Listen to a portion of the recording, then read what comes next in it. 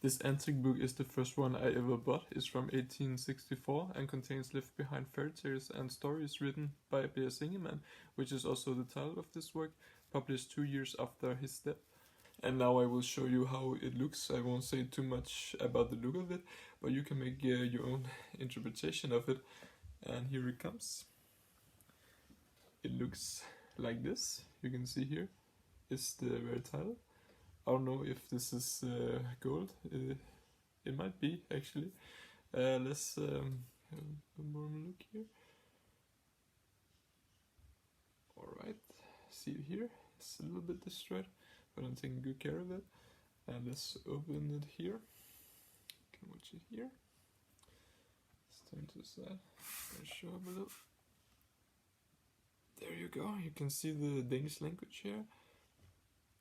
It's you can still read it, but it's getting more difficult now with time.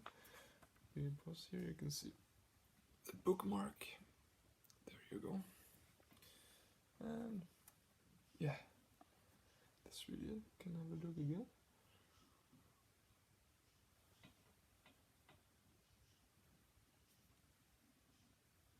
There you go. If we make a thought on this book in its whole, this very year, 1864, Denmark was in war. It was the Second Schleswig War. Denmark on one side and Austria and Prussia on the other, fighting over land, a conflict that started in early January. In February, war became a reality, which led to a Danish defeat. Loss of land until 1920 after a public vote. Some of it would come back to Denmark due to Germany's loss in the First World War. I can't be too sure about this, but I think this book was published in early January and therefore likely would have been around during this war, which I think is pretty cool, and also one of the reasons I bought it. This magical thought of what if this book was brought to war with one of the soldiers, was read for the kids missing their fathers, scared of war, because there is some great fairy tales and stories in this work. I mean, if I was a soldier, I would definitely find some peace reading this work, keeping me away from losing my mind, doing harsh reality of war. But I will say one thing about the look of it. The writing style and some of the words have changed. It is therefore not as easy to read anymore as it used to be, and it's not even that old. But everything changes very quickly. The stories somewhat remain the same, but will get replaced by different ones and must be updated here and then to keep attention to its real meaning so it won't get lost, made into a wrong truth that fits better with a certain time and therefore vanish away with time. If this is the condition with truth, then what can we say about the eternal truth provided by Christ from a long time ago? What can we say about the Bible, the Holy Scriptures written by man? What is left of this eternal truth? Maybe only this, humankind and eternity in its purest form. In the last video of the three, we now understand something that is much greater, eternity values, which is not great in this life and so on. Jesus said, "My kingdom is not of this world." But this does not make any rational sense. Well, it do make sense, because if these eternal values was from this world, everyone could speak the words of God. Until Jesus came and revealed this truth, you will say, but does this mean that the truth stayed with Jesus, or can anyone with faith speak about these eternal truth values of this still yet another kingdom to come? I mean, to speak about timely eternity is somewhat easy, right? We can say that eternal change is this kind of eternity, eternal timely feeling good, to be entertained, conflicts, death, and even Coca-Cola taking Santa Claus hostage because Coca-Cola wants to stay relevant forever for the wrong reasons, and therefore they take Santa Claus hostage because they say Christmas and Santa Claus is probably going to last forever. Let's therefore bring Coca-Cola into this so we can also last forever, and so on, and other companies as well. But that's fake eternity. When it comes to real eternity, only Christ can tell you, and only with faith you will understand. But now you will say in rage, then what can we even say and do to understand this? Is there nothing we can say and do? And what about Mr. Kierkegaard, to get to know yourself, which is from eternity values? Well, in my last video of the three, I made a little story about your local swimming hole, jumping from higher and lower standing grounds, which could represent somewhat eternal values, ideas only about their true greatness.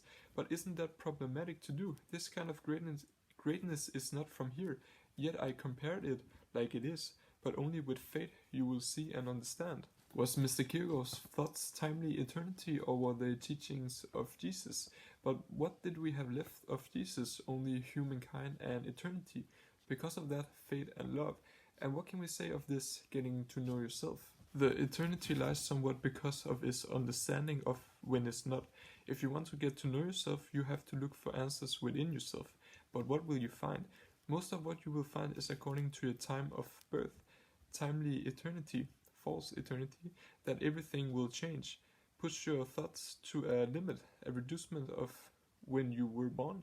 What happens in the world happens for many people, the same situation, expressions, and so on. So, did you find yourself or just a product of time? But you are unique, right? There's only one of you. Well, then, there must be a sprinkle of eternity to find, only for you to be yourself, unique. And then you could say, most people are not themselves, just product of time, doing whatever there is to do, a slave to the reducement of ideas in time, and so on. So to find yourself, you find a sprinkle of eternity, which is to find God. Isn't this what God is? Or rather, God help you to find yourself through faith and love, because to find yourself is secondary to this primary faith and love. Let's take this thought a little further. God is death, therefore everyone becomes God. They now all think that they know. Therefore the look of the world is in chaos, will become truly chaotic. If you look out from yourself for the truth, you will get confused. But why would you do that? Because you found yourself, right? You have all the answers, so the world's state of confusion will not hurt you. But because of what exactly? For you to find yourself, or for you to have faith and love within yourself, to not let go of your future self in the values of eternity. But love and faith comes first, and will therefore be all that you got in these chaotic times, when people are in need of eternity. But this individual eternity cannot be fulfilled in this life. Therefore Mr. Kierkegaard was only a genius, as he would say, because his sprinkle of eternity was from Christ. In that direction his thoughts would go. But most people, if not all of them, except few people, is blind to faith and love, and therefore to eternity values. So in not only my eyes, he was definitely a lot more than just a genius, which in today's means can be understood in many ways, as I have talked a little about before. And now you will say, will the world not become so chaotic that all I will have left is faith?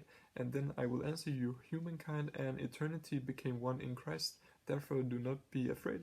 Faith and love is one as well. Is this all which is left from Christ, you will ask me?